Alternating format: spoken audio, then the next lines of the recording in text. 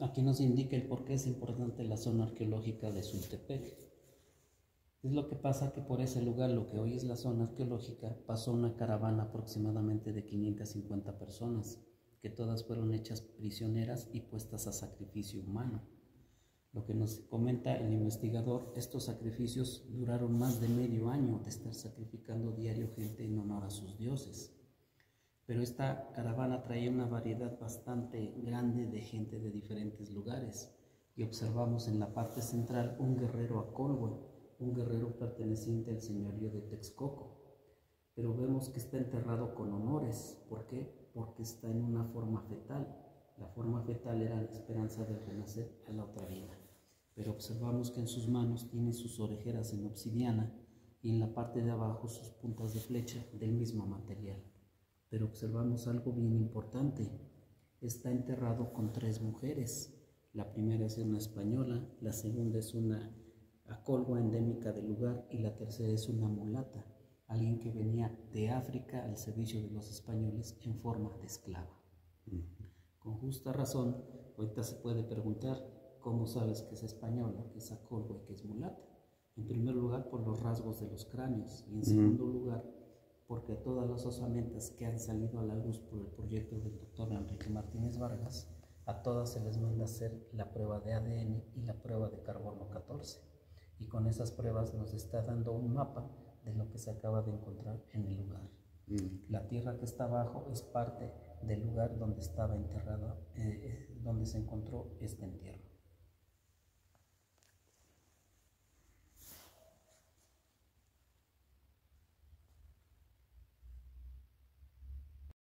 De que le pusiéramos atención. Esto que estamos viendo acá es un incensario o un brasero, pero vemos que está completamente decorado en honor a la muerte. Por eso la decoración de cráneos humanos alrededor del mismo. En la parte de arriba se ponía copal o se ponía incienso, y en la parte de atrás venía caminando las personas que iban a ser sacrificadas. A esto se le atravesaba un palo y era cargado por 2 o 3 personas. Según lo que nos dice el investigador, nos está dando una fecha en especial, el año de 1520, la captura y sacrificio de la caravana. Prácticamente este incensario se hizo para celebrar esa captura y esos sacrificios humanos. El monte Tlaloc se encuentra en Texcoco. Al monte Tlaloc subían las personas a pedir un favor o a pedir un milagro, pero todas iban haciendo su propia vasija en honor a este personaje. Él se manifestaba con sus ojos en forma redonda y con su nariz torcida. Y si nos damos cuenta, ninguna de las vasijas se repite. ¿Por qué? Porque cada quien subía a pedir su propio favor, elaborando su propia vasija. A este cambio de dioses es lo que conocemos como el sincretismo religioso, el cambio de dioses para el sometimiento del pueblo.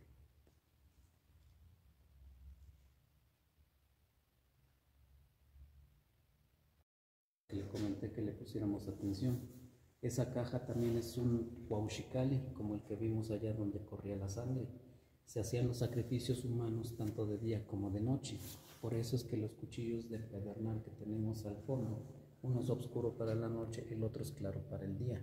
Se hacían sacrificios en honor del sol o en honor de la luna. Se guardaba el corazón en esa caja porque se creía que la esencia de esta persona viajaba a Venus. Esto que vemos acá es la representación de un cráneo, pero vemos que tiene sus oídos tapados, porque nos indica que el último sentido que muere en el cuerpo humano es el oído. Así nosotros podremos ya estar muertos, nuestro oído aún sigue funcionando un tiempo determinado. ¿Por qué? Porque el oído no es un órgano, el oído es un sentido. Okay.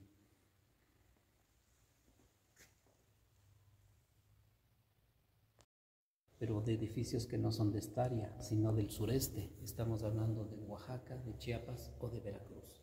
A esto también se le atravesaba un palo y era cargado por 2 o 3 personas.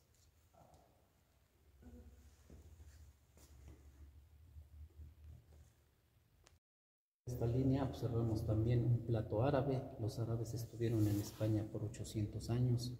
Es el pueblo que viene a conquistar al pueblo de España. A un lado observamos lo que es una olla vidriada, algo que no se conocía en estos lugares. Y en la parte de atrás del plato observamos lo que es una olivera, en donde ellos trasladaban su aceite de oliva, indispensable para su dieta diaria. ya que ellos traían una especie de tortilla dura o pan duro que remojaban en el aceite para que pudiera ser consumido. A un lado vemos los restos de una vasija, pero con letra muy adornada, pero esa letra es letra árabe.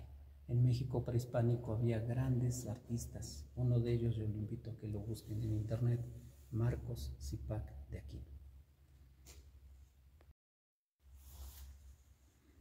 Lo que vemos aquí en este capelo es la variedad étnica que traía esta caravana, y vemos que viene gente de diferentes partes, viene gente de Europa, de América, de Asia, incluso viene gente de África.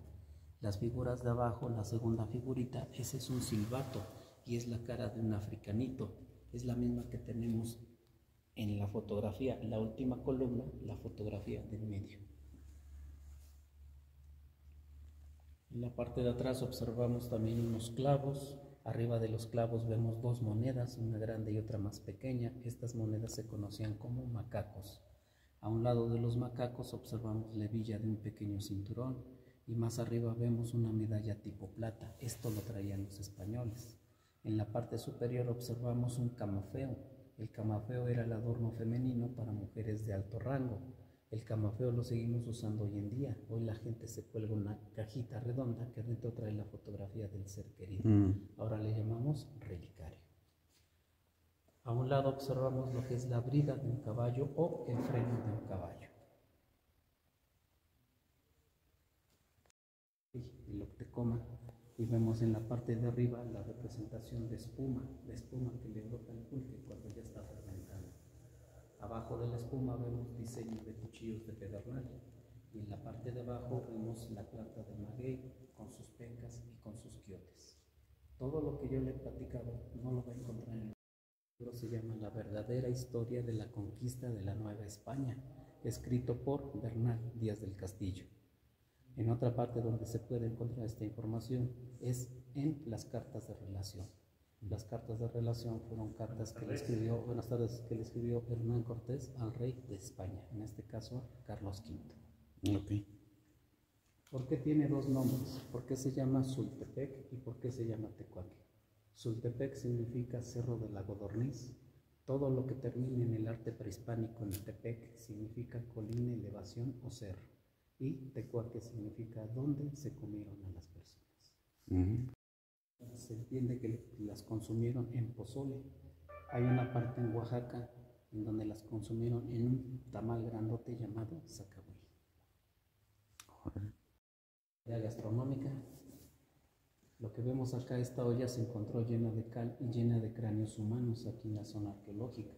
¿Por qué la cal y por qué los cráneos? Una vez que las personas eran sacrificadas, sus cuerpos eran descarnados y sus carnes eran repartidas al pueblo para su consumo. De aquí se cree que nace la idea de lo que conocemos como el pozole. Y sabemos que hay dos tipos de pozole, el de pollo y el de cerdo. Y el pozole de cerdo es el pozole más sabroso. ¿Por qué? Porque la carne de cerdo asemeja mucho a la carne del cuerpo humano. ¿Por qué los cráneos? Porque una vez que eran secados por la acción de la cal, eran perforados de los temporales y atravesados por un palo que eran colgados en un altar que se conoce como Tzompantli. Tzompantli significa barda de cráneos, pero era una advertencia para los demás pueblos: no se acerquen porque les va a suceder eso. A la llegada de Cortés, todo encontró en estos lugares menos unión de los pueblos. Si hubieran estado unidos los pueblos, no nos conquista España. Pero si no nos conquista España, nos conquista Francia, Portugal o Inglaterra, porque eran los ejércitos más poderosos en ese entonces. Un entierro de un niño, un sacrificio de un niño, también se hacía sacrificio de menores, pero vemos que este menor es un personaje de unos escasos 3 años, lo podemos ver por su cráneo que todavía no está completamente soldado. Cuando nacemos nuestro cráneo está separado un poco, esto nos permite que al pasar por el área del parto nuestro nacimiento sea un poco más fácil. Pero vemos que la olla donde está metido el menor tiene la forma de un vientre materno.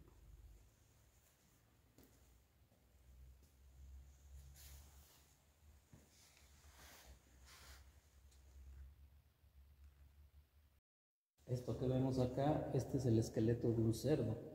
¿Qué es lo que pasa? Que esta caravana que fue atrapada acá, que fue puesta a sacrificio, entre ellos también traían animales de carga, animales como caballos, animales como burros, animales para el consumo. Traían cerdos, traían gallinas, traían borregos, traían chivos, animales que no se conocían en estas áreas.